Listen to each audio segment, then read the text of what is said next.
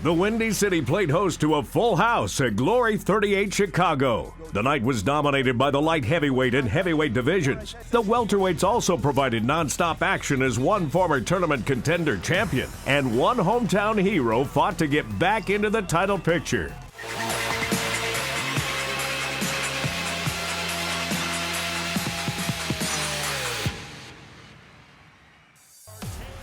But we begin with highlights from the Super Fight Series as Nicholas Larson returned to the Glory ring following a 3-year absence to take on Lucas Plaveski in lightweight action.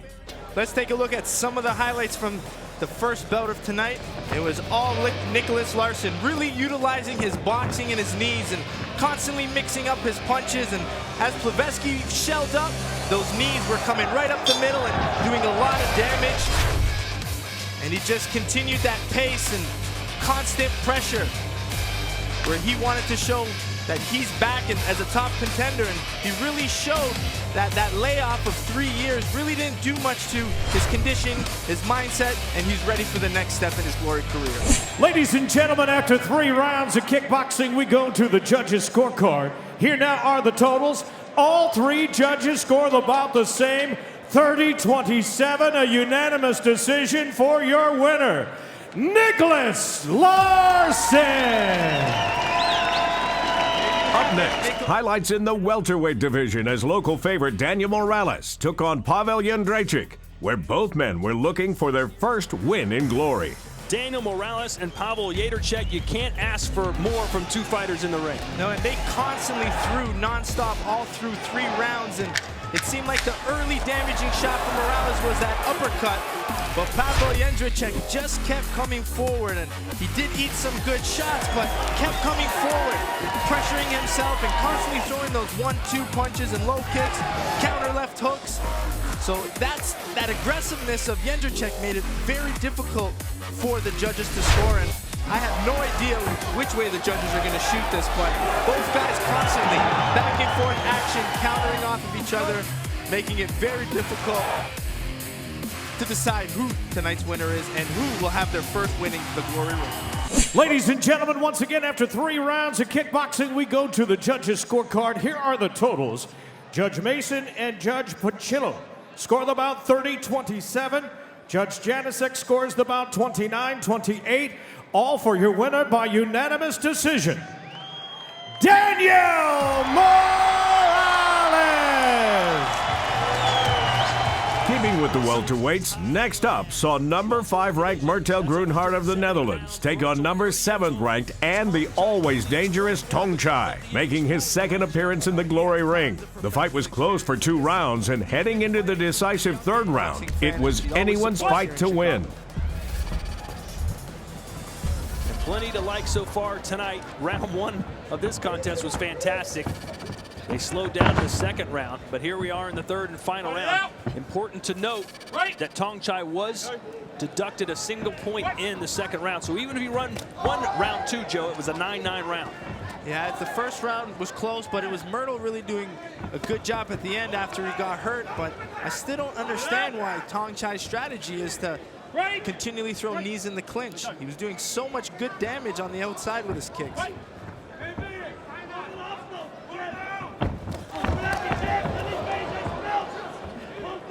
Even with Myrtle should try to keep that distance, kind of keep that space, keep using his jab and straight punches, because he knows Tong Chai has to come forward. So he's successful when he's throwing straight punches and constantly keeping distance. Landed a good uppercut there.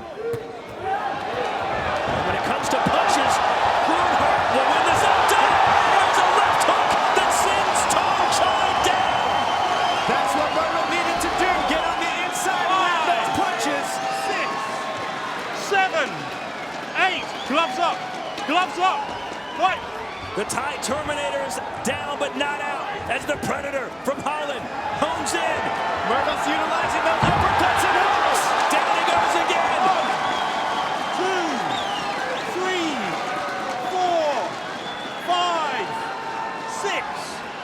7, 8, 9, 10. It's all over. Myrtle the Predator Groenhart with another knockout victory. The 37 7th of his professional career. Well done, Murdo. He was having a little bit of a hard time in the beginning with those kicks, but he really utilized that boxing and those uppercuts and those hooks in that 3rd round. Well done, Murdo Grunhard, to expose the boxing of Tong Chai. Here's the first knockdown, Joe. It was Murdo getting on the inside, mixing in big left hooks and uppercuts. Tong Chai couldn't handle those constant left hooks, putting him to the mat. The second knockout, that's when Murdo was mixing in those uppercuts and hooks again. Non-stop, and that was it for Tong Chai. Ladies and gentlemen, you watched it as it happened. Our referee, Paul Nichols, steps in and waves this contest off with an official time of 1 minute 45 seconds of that 3rd and final round, declaring your winner by technical knockout, Murtel Grunhard. With an eye on another title shot, you can be sure Murtel Grunhard will be ringside come March 25th when at Glory 39 Brussels, Cedric Doumbé makes his first title defense against Yohan Kongolo. We're just getting started on Rewind. When we come back, the heavyweights take center stage. Maurice Green, Catalin Morasanu, Benjamin Adegbue, and Anderson Silva.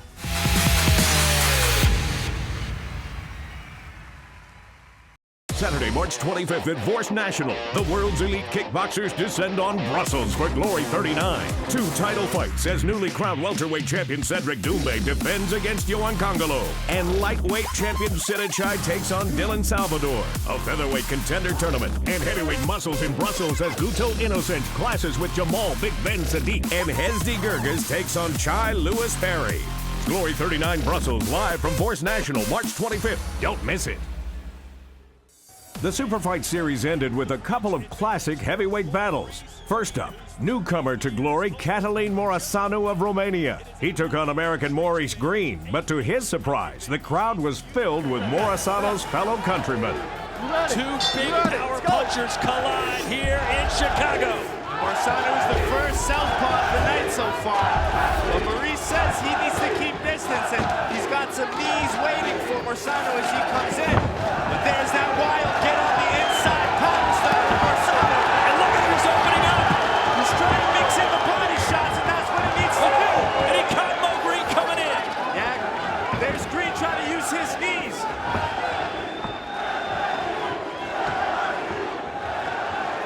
I'd like to see Green use his jab, stay on the outside a little bit. Doesn't need to rush the knee right away. It's pretty easy to determine what each man's strategy is. Morasanu, get inside. Mo Green, stay outside. Morasanu does have a good, powerful left kick, so let's see if he uses those low kicks against the taller Green.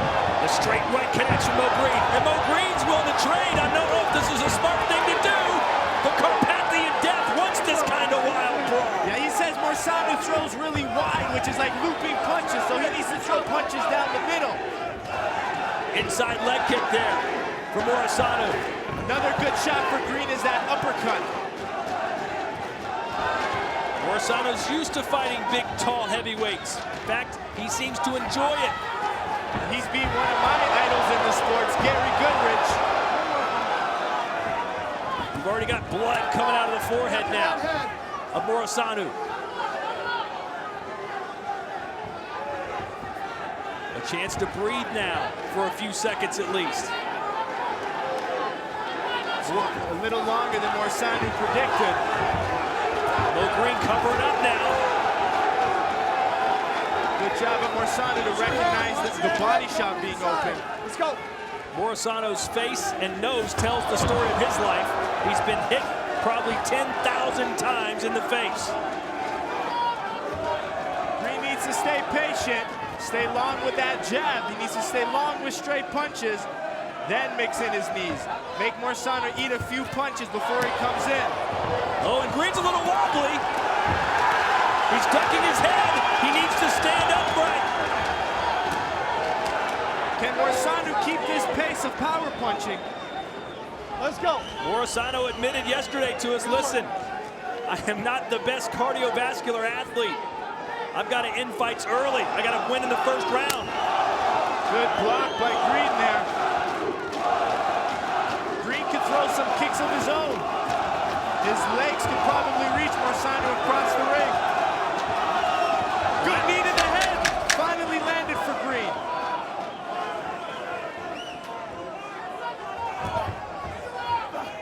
It's just what we expected here in round one. It was wild, ladies and gentlemen. And an uppercut. Oh, and a left hand drops Mo Green. A lunging left. This could do it. Mo Green's got to get up. 6, 7, 8, and he's back on his feet. But now the referee waves it up. Doesn't give him a chance to continue.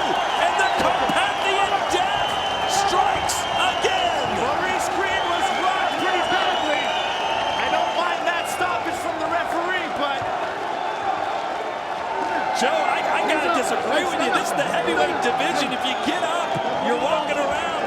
Give him a shot. you see Green holding his head, so you gotta know he may have been more hurt than he actually showed. Either way, what a left hand by Kelly Morisano. Here it is. Morisano basically jumped into that left hook.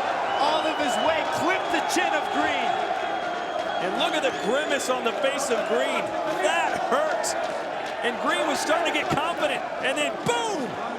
Out of left field. And that's how much power Morisano put on it. He went down with Green. Yeah, he threw everything behind that shot.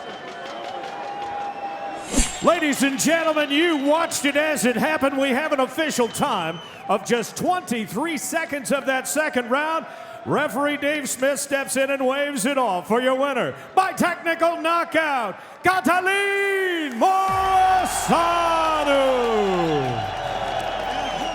The headline event in the Super Fight Series saw two veteran Glory heavyweights. The surprise being that this was the first time these two ever met in the Glory ring.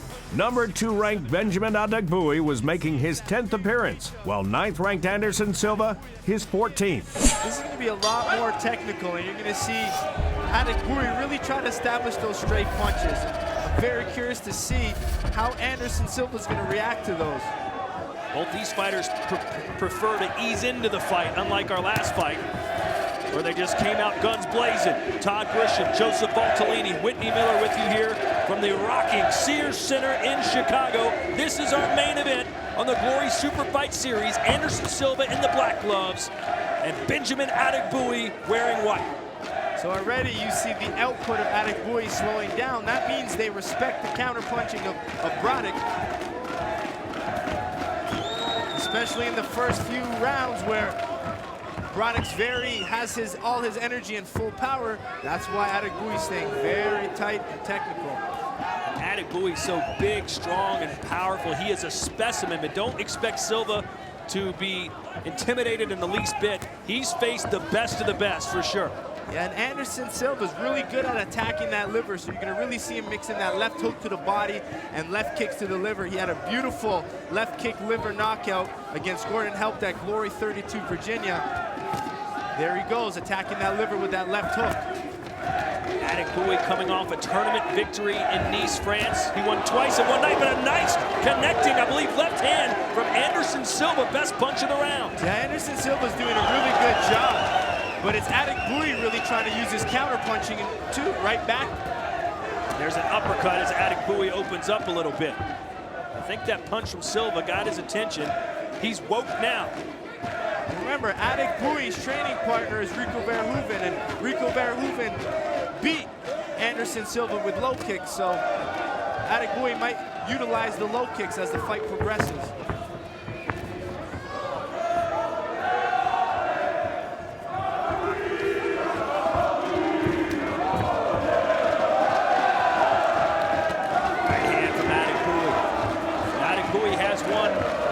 Tournament. He is due a third title shot against Rico Verhoeven, but they trained together. He said, I'm not in any rush to get that title shot. I want to clean out the division first, and it starts here tonight with Anderson Silva. I'm very curious to see what's going to happen when he has to fight Rico. That inside low kick picks Silva's right leg up off the ground. Both guys are very hesitant to open up because they're both doing a good job at throwing counter hooks. Close and competitive round one. Not quite what we expected. We thought Adegbuyi would be a little bit more dominant, but Silva obviously coming to fight here tonight. Yeah, they're really respecting Silva's counter hooks, which it did do damage with that one big shot from Silva. It is not a title fight, so it's not 5 rounds, it's just 3. 6 minutes left in our main event. Benjamin Adegbuyi, the #1 contender in the world, taking on the Brazilian Anderson Silva, who's wearing the black gloves. And would your message to Adegbuyi perhaps be a little bit more busy? I'd like Adegbuyi to really use that reach like he just did there. Use his jab. Move back a little bit, keep the space. That jab, and maybe follow some kicks off of that. Maybe a straight right, but I think Adegbuyi's most successful when he stays active. You don't want Anderson Silva close to you. That uppercut just missed. Good job, there it goes. Straight punch to low kick. And an uppercut from Silva. And Silva does a good job, and after he hits that counter punch, he's moving his head because Adegbuyi has a counter hook waiting right back.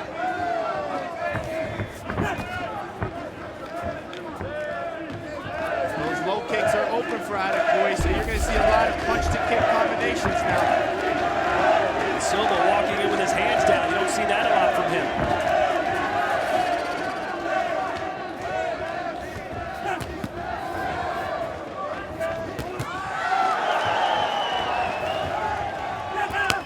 Definitely a better round for Adegbuyi. Oh, And that Adegbuyi, left high kick stunned Adegbuyi. Adegbuyi's off balance now, trying to find his feet. Not sure if Silva's aware of it. Look at Adegbuyi, knees, legs, not quite 100%. Roddick's got to put some pressure in. And a high kick again from Silva, why not? That was the kick that hurt him, that close range left high kick. And Silva does a good job that he constantly kicks the liver with his left kick, and then he kind of switches it and cuts it down to a left high kick. But he's got to attack that left hook to the liver. He's got to be a little bit more active. Adegbuyi by no means is dominating this fight. We mentioned Silva could have won the first round, and he might well be winning the second. That's that left hook mixed with uppercuts, but Adegbuyi needs to stick with those low kicks. Don't get punch hungry. There's a high kick of his own. Tried to follow up with a 1-2 and then a knee, but he goes down. It's a slip. Half minute to go here in round 2. Adegbuyi's most successful when he uses his jab and his low kick. He shouldn't be letting Anderson get so close to him like this. He's got to establish straight punches. He's letting Anderson get on the inside and get his punches off. Give credit to Silva's game plan. It's working quite well here. The left hand counter punch connects. That's his famous shot, that counter left hook.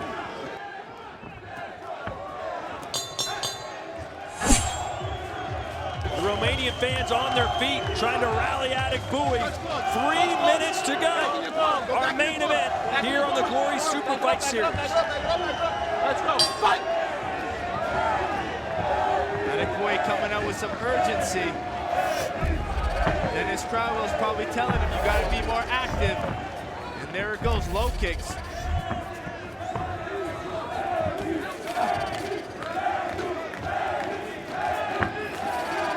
According to fight metrics, it's Anderson Silva who's more active and landing the cleaner shots.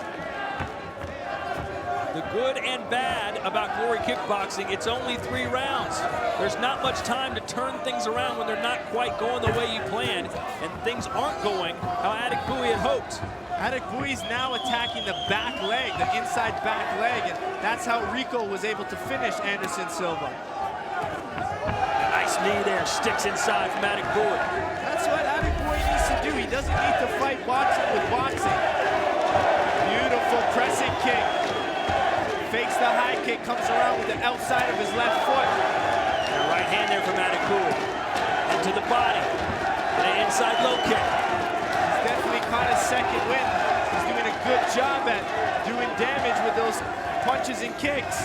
And now Silva coming back and a body kick from Adegbuyi. Silva content just to counter punch right now, it seems. Adegbuyi is definitely a well-conditioned fighter, and you saw him in his last contender win. He went 6 rounds of non-stop volume, non-stop action, so you know Adegbuyi has the conditioning. Anderson Silva from one of the great fight towns in the world, Curitiba, Brazil. Anderson Silva, the UFC champion from that city. This is going to be very interesting because it's going to come down to this round 1. Adegbuyi's doing awesome damage, mixing up his left low kick and his right low kick. We have not had the explosiveness from the last heavyweight fight we saw tonight. A lot of technical skill on display here. This crowd trying to spur Adegbuyi on. Oh, inside low kick, that might be a little knockdown, and it is! A huge moment in this fight. Yeah, it was the ropes that held Silva, but it could have looked like that leg was cut under him. Very tough call. A controversial decision. We'll talk about it more at length when this fight is over, but right now 30 seconds to go, and Silva now needs to get busy, but needs a body shot. Adegbuyi's really good at those straight punches, and his conditioning is just too much for Silva. And now you can see Adegbuyi full of confidence in life. He's calling him on, but those punch to low kicks are hurting Silva. Silva not throwing back, hands down by his waist. 10 seconds to go now. There you go. Oh, left hand stuns Adegbuyi now. Silva's got to put the action on. Just seconds to go. Silva completely out of gas. Ladies and gentlemen, after 3 rounds, we go to the judges' scorecard. Here now are the totals. Judge Janusek scores the bout 29-27 Adegbuyi. Judge Puccio scores the bout 28-28. And Judge D'Amato scores the bout 28-28. It is a majority draw. But according to Glory rules, we go 1 more round. Fight! Adegbuyi wearing the white gloves, Silva in the black. Will we even go the full 3 minutes? I don't know. It's that jab and low kick that's Adegbuyi's going to constantly throw, and that's where that efficiency comes. He's going to touch, rip the low kick, or really look for those left hooks to the body. But Silva's still got that power in his punches. He sure does, and he's backing Adegbuyi up, who lands a big uppercut, and Silva's stunned, and he takes the knee! What an uppercut from the Romanian! Yeah, that uppercut did damage, but it was that follow left hook that finished it. Okay, you want to go? Are you okay? Silva's ready to go, and Benjamin Adegbuyi running right at him, starting out with a low kick, and now going upstairs. Silva's got to stay defensive. Our referee's looking at him close. Silva fighting back. He's not going to go down without a fight. Silva's just going to hold this shield and see if he can rip off counter punches. That's his best option now. Sit there and try to whip off counter punches, especially while Adegbuyi kicks. That's the time Silva needs to throw his punch. A fantastic main event. It started slow, but it's finishing fast. At this point, Silva needs a knockdown.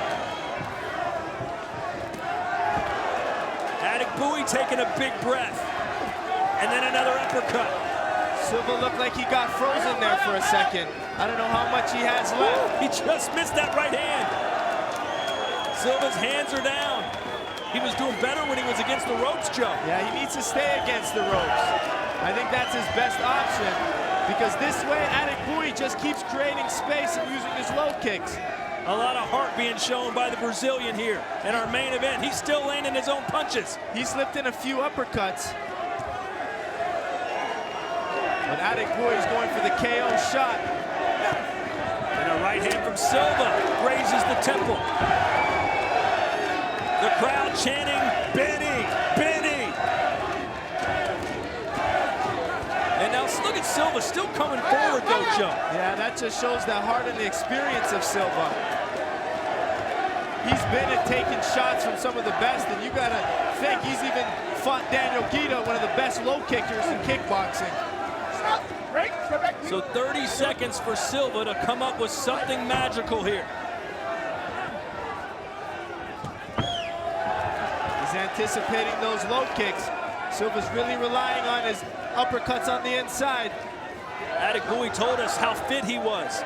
how great of a condition he was in, and he's proven it. Still throwing some very strong power punches here in an extra round. 10 seconds to go. Body kick from Adekbue. Another one. Anderson Silva can counter back. Great fight in our main event. This crowd roaring their approval.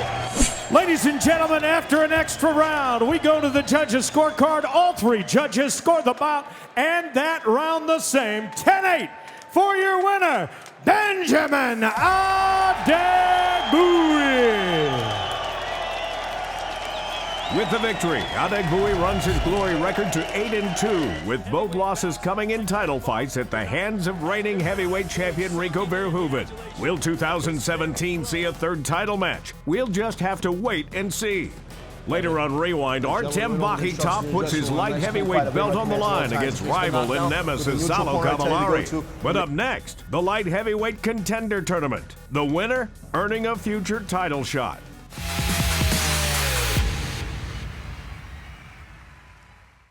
Saturday, March 25th at Vorst National, the world's elite kickboxers descend on Brussels for Glory 39. 2 title fights as newly crowned welterweight champion Cedric Doumbé defends against Yohan Congolo, and lightweight champion Sidichai takes on Dylan Salvador. A featherweight contender tournament and heavyweight muscles in Brussels as Guto Innocent clashes with Jamal Big Ben Sadiq, and Hesdy Gerges takes on Chai Lewis Perry.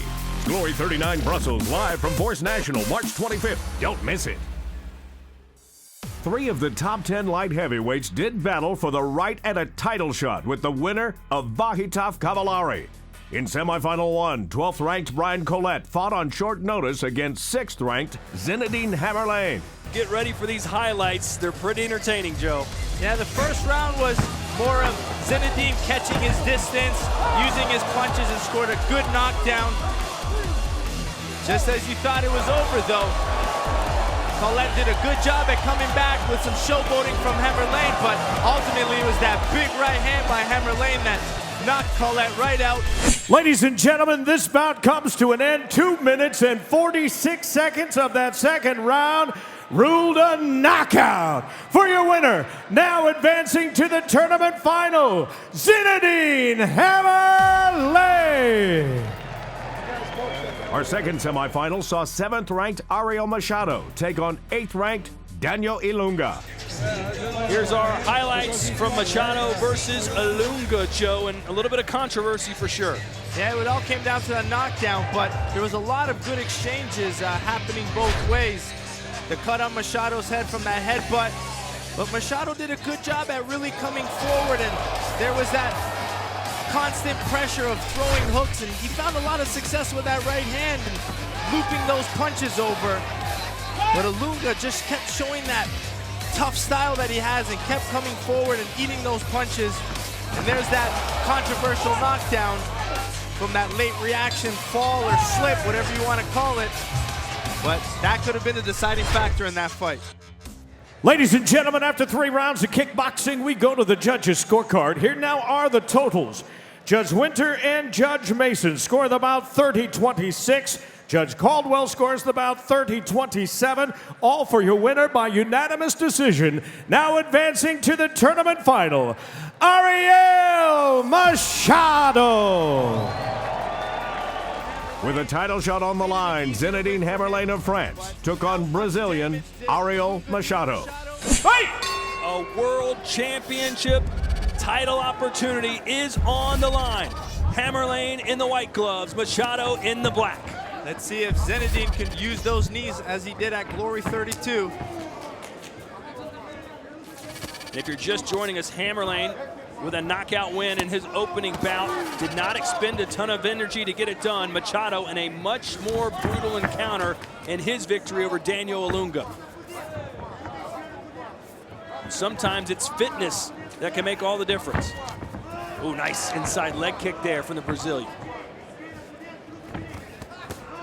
Very interesting to see how Machado's going to approach this, knowing that Zinedine had more time to recover and had an easier fight. Does he go out and throw the hard punches, or does he save some energy? Because he was very fatigued in their last outing at Glory 32. Hammerlane told us his most powerful weapon is his big right hand, which he displayed to the jaw of Brian Collette. As for Machado, he said, "I kick really hard." And that's a quote. And looking at his thighs, you gotta believe that. Massive thighs on the Brazilian.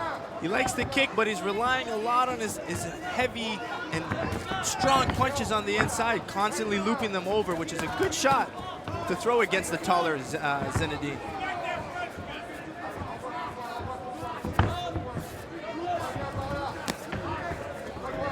High kick misses. And boy, Machado could have launched a right hand there as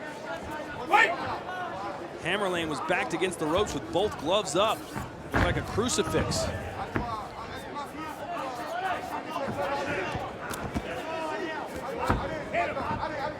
And is it just me, or does Hammerlane look a little lethargic so far? He does look a little slower. Oh, a nice head kick. Landed some good knees and high kicks. He's using a nice jab. I want to see him use it more. Good job at Machado ripping the body. Another head kick for Hammerlane. Those will get the judge's attention. And a nice 1-2 backs Machado off. Machado stays really square, so it's open to straight punches. So that's where Zinedine has to use his jab. Oh, and Hammerlane turned his back on his opponent. 1, 2. Is that a body shot? Hammerlane! 5. Not even thinking 6, about getting up. 7. This would be a stunner. 8, 9. It's over. Ariel Machado will fight for the light heavyweight championship of the world. And something from the opening bell just didn't seem right regarding Zinedine Hammerlane. And it was the last fight where Zinedine finished Machado with a knee, but it was Machado now finishing Zinedine to the body. He returned the favor, so let's take a look at it. It was a right hand. And Hammerlane turned his back on his opponent. It looked like it was the right hand of Machado that stunned him. But then Hammerlane went down holding his body. I'm not sure what happened. Maybe he was covering up that it was trying to blame the body shot for the damage, but it was definitely that right hand of Machado that did the most damage. Ladies and gentlemen, our referee Oscar Martinez steps in and waves this one off with an official time of 2 minutes and 43 seconds of that very first round. This one comes to an end by technical knockout. For your winner, and now Glory Contender Tournament Champion, Ariel Machado. Here to present the Ramon Deckers Commemorative Trophy, our Chief Executive Officer, John Franklin, and joined from our talent operations, Mr. Eric Haycraft.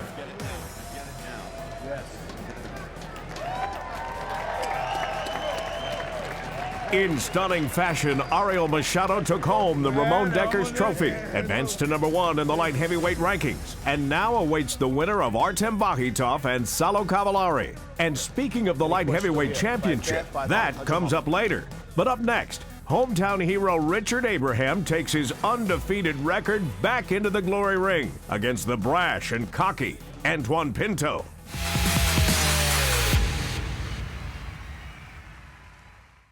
Saturday, March 25th at Vorst National, the world's elite kickboxers descend on Brussels for Glory 39. 2 title fights as newly crowned welterweight champion Cedric Doumbé defends against Yohan Congolo, and lightweight champion Sinichai takes on Dylan Salvador. A featherweight contender tournament and heavyweight muscles in Brussels as Guto Innocent clashes with Jamal Big Ben Sadiq, and Hesdy Gerges takes on Chai Lewis Perry. Glory 39 Brussels, live from Vorst National, March 25th. Don't miss it. Returning home where he made his Glory debut 1 year ago, 6th-ranked Richard Abraham put his undefeated Glory record of 4-0 up against Antoine Pinto, who despite over 160 professional bouts, was making his Glory debut. So it's a tombstone engraver versus a Taiwan magazine cover model. The biggest fight of Richard Maximus Abraham's career happens right now in front of his hometown crowd. Abraham in the white gloves, Pinto in the black. This fight's going to be about the boxing of Abraham versus the kicks of Pinto. Pinto's got some very vicious kicks on the outside, but Abraham wants to step in and utilize his boxing on the inside.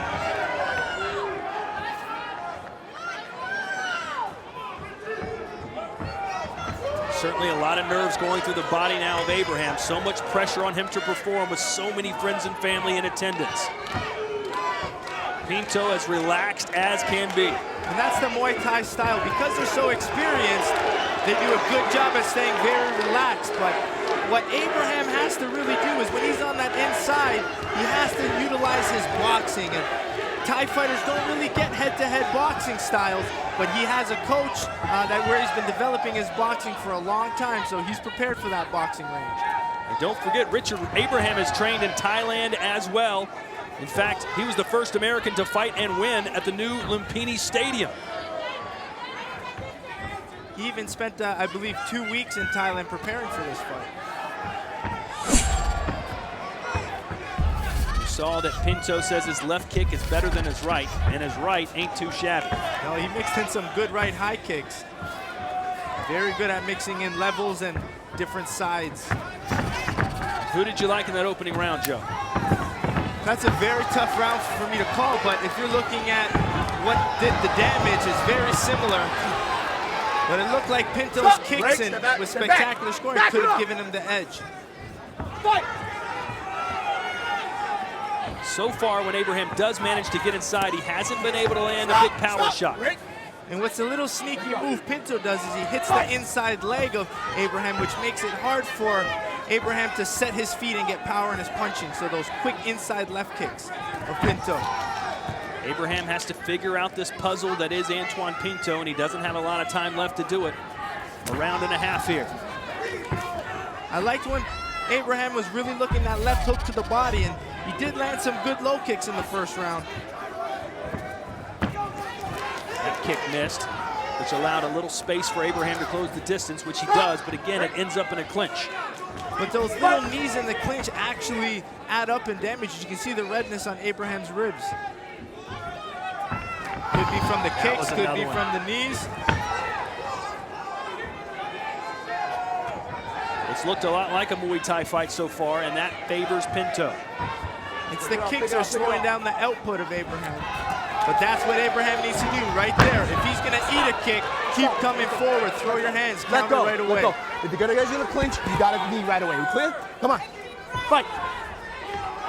This crowd waiting to see something they're gonna get behind, something that'll get them out of their seats.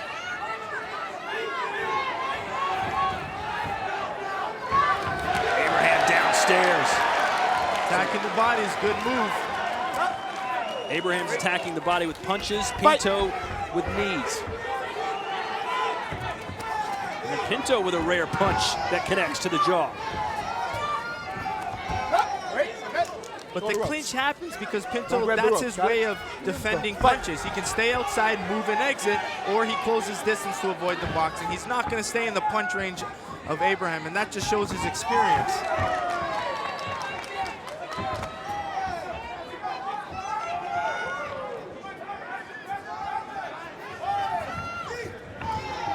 And again, Pinto goes with the clinch and lands a knee, and it's starting to frustrate Abraham. Let's go. You ready? Abraham saying, let's fight, man. 10 seconds. Is Abraham talking about the excessive clinching?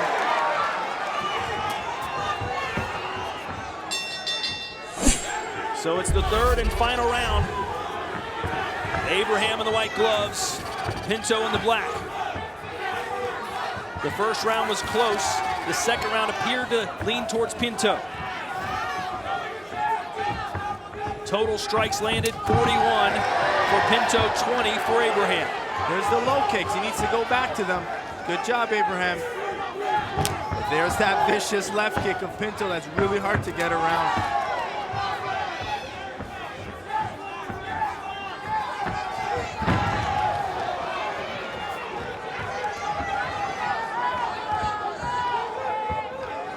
Pinto says his plan is to beat Abraham tonight, maybe win one more, perhaps two more, and then get a shot at the welterweight championship. It is a stacked division, Joe. Yeah, there's a lot of interesting fights happening in the welterweight division, but both of these guys add a great dimension to it. Looked like a left hook there from Pinto. Mixing in his right kick from that left.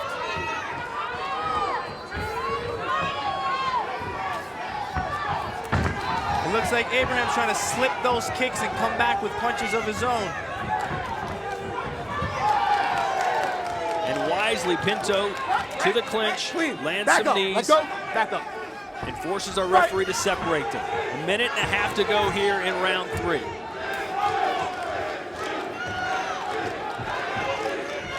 Abraham just hasn't found the opening yet. No, he really forgets about those leg kicks, though. I feel, there he goes. That's a nice exchange. That seems to be his best shot. He's having a hard time landing his punches. He had his most success with his left hook to the body and his low kick.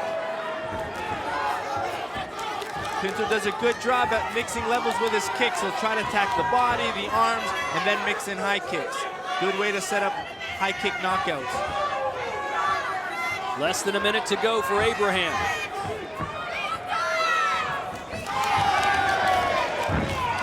Flying knee from Pinto, and again to the clinch. He ties up Abraham and throws those knees. Kelly Abraham, you could see the nervousness on her face. She's yelling for her husband to keep going. There's a low kick, and now Abraham trying to get the punches off too. But Pinto has, for the most part, not allowed it to happen. Good distance control, fighting on the outside and closing distance with those clinching knees.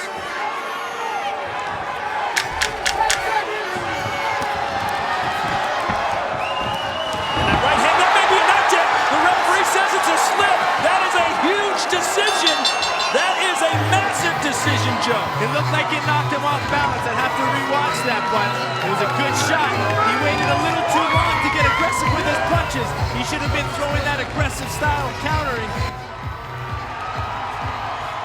Here's the strike statistics. As you can see, Pinto with 30, or rather 61 punches landed compared to just 33 for Richard Abraham. Let's find out who got the decision. Ladies and gentlemen, this bout goes the distance, so we go back to the judges' scorecard. Here now are the totals. Judge Pachillo scores the bout 29-28 Abraham. Judge Morley scores the bout 29-28 Pinto. And Judge D'Amato scores the bout 29-28 for your winner by split decision, Antoine Pinto. Let's see if it was indeed a knockdown or not. Here's the replay. It looked like he missed the punches, but let's see, it was that counter right hand. It hit off the shoulder. I wouldn't have called that a knockdown. Watch it again. Watch the right glove to the ear. Boom! Right on the side of the head, Joe. That seemed to me like a knockdown. We'll have to agree to disagree. In a very closely contested battle, Antoine Pinto takes a split decision win in his Glory debut. This was the beginning of another great Glory rivalry, this one in the welterweight division. Our headline event of the evening saw light heavyweight champion Artem Vakhitov of Russia take on number 4 ranked Saulo Cavallari of Brazil. At 7-1, with his only loss coming to Cavallari at Glory 20 Dubai, Vakhitov looked to take the rubber match, currently tied at 1 win apiece. In the rematch at Glory 28 Paris, then current light heavyweight champion Saulo Cavallari would lose his title to Vakhitov. In this, their third fight, Cavallari was looking to return the favor. Vakhitov, the champion, in the white gloves. Cavallari wearing black. A lot of the first 2 fights were a lot about low kicks, where in the first fight at Glory 20 Dubai, Cavallari did a good job at damaging the legs of Vakhitov. But in the second fight at Glory 28 Paris, you had Vakhitov answering Cavallari's low kicks, blocking them and firing out his own. Cavallari was pretty simple-minded when we asked him what this fight would come down to. He said, whoever has the bigger heart, and I've got the bigger heart. Stop. Right. Step back. Side there. Fight. Vakhitov, a classically trained pianist. Let's see what his concerto will be tonight. Looking for his most complete performance yet.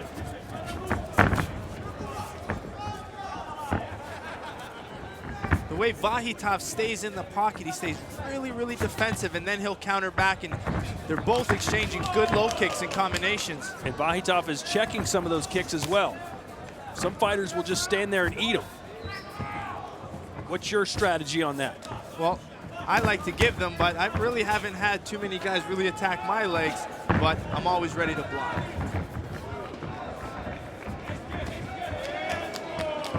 See, with the style of Vahitov, he stays in the pocket and he stays really tight defensively, but Cavallari's doing a good job at posting him up and then firing those low kicks. They know each other very well. Have spent 8 rounds in the squared circle together thus far. This one's scheduled for 5, as are all championship fights in glory.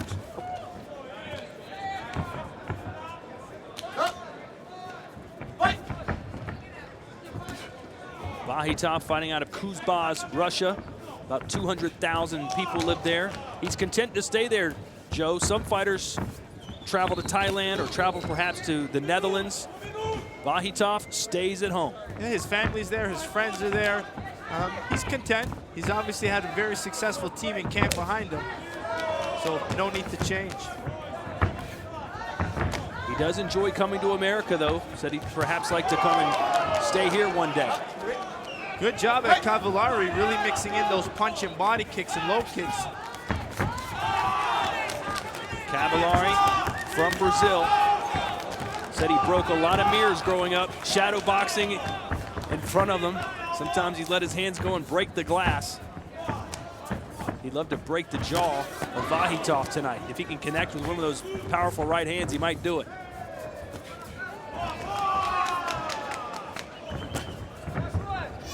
Both guys doing a good job at defending the head punches. A lot of low kicks being landed, though. Cavallari nodding his head. Running straight at Vahitov. Vahitov, a big hockey fan last night. Went and cheered on the Chicago Blackhawks in their win over the Phoenix Coyotes. He's a very laid-back individual, has a nice sense of humor. Not the killer that he is in the ring, that's for sure. Nice body work there from Machado. You can see now Vahitov doesn't really, well, he wasn't standing there. He was using a little bit more movement, where I think that's his greatest success is don't be a standing target. That's where Cavallari's doing a good job at using his boxing and low kicks. Keep moving on the outside, Vahitov. A couple of knees now for Cavallari, who's been closing the distance. Cavallari, the former light heavyweight champion, lost his belt to Vahitov. He's had 1 fight since then. A victory for Brian Dallas tonight back in. Oh, and he got caught! And just like that, he goes down. 4, A stunner. 5, 6, 7, 8. Come to me. Are you okay? Okay. Yes? Yeah. Fight! Let's see how much damage that shot did.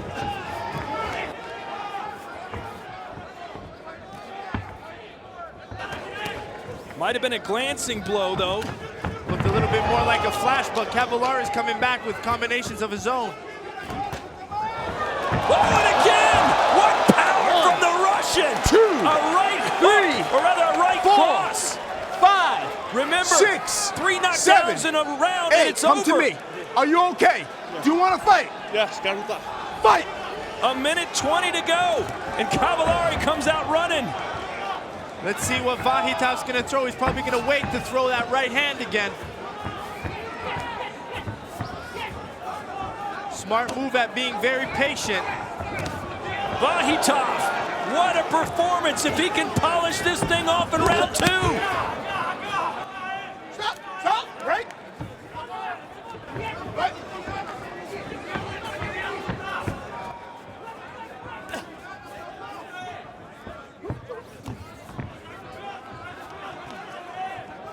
You got to see how slick and how precise the striking of Vahitov, and that's what makes it very dangerous. He throws with such good precision, and he just landed a laser left hook to the liver. And Vahitov backs Cavallari back up into the corner. He's landing punches at will. Cavallari, if he goes down, this fight is over. And it is. But it's Artem Vahitov who retains his Heavyweight Championship. That last finish of punches was crazy as you saw Vakhitov switch stances into a southpaw and throw some really big looping punches that ended this fight and caused that third knockdown in the round. The best performance of his career. We mentioned he's getting better and better, Joe. How much better can he get, though? That was just super impressive. And what impresses me is how precise his striking is. So let's take a look at some of these knockdowns. And this is the first one. It was that right hand. He set it up with high kick. Let's take another angle. It was a right high kick and then just slipped over the counter punch of Cavallari and landed that beautiful right hand. Here's the second one where he just came over. It's that right hand that's been doing the most damage in that fight, where it just shows the heart of Cavallari really trying to stay up.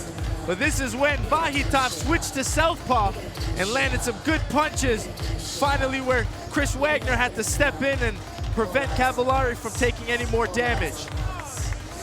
Ladies and gentlemen, this bout comes to an end when our referee Chris Wagner steps in to wave it off with an official time of 2 minutes and 43 seconds of that second round. This one ends by technical knockout for your winner and still Glory Light Heavyweight Champion of the World, Artem Vakhitov. In dominating fashion, Artem Vakhitov successfully defends his light heavyweight belt. Next up is Ariel Machado, winner of the Light Heavyweight Contender Tournament. That will do it for us from Chicago and Glory 38. Next up, Belgium and Glory 39 Brussels, coming your way on Saturday, March 25th. We'll see you there. Are you ready for Glory?